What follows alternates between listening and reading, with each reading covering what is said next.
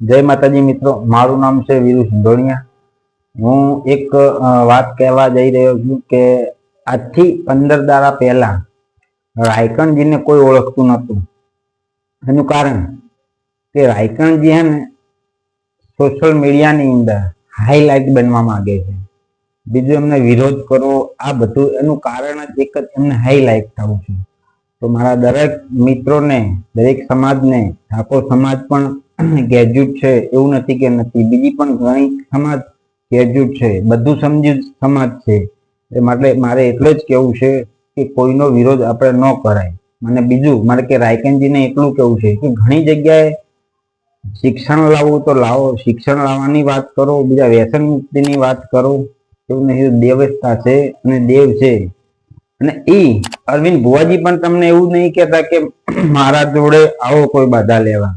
અને અરવિંદ ભુવાજીના પણ મેં ઘણા વિડીયો જોયેલા છે। એ પણ કે હું કોઈ પશુની બલિ ચડાવવા નથી દેતો, કે કોઈ નહીં દારૂ ને કહેતો કે તમે દારૂ પી અને મારા મંદિરે આવો।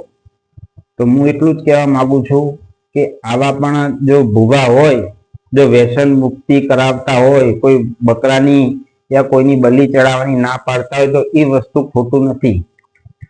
જય માતાજી।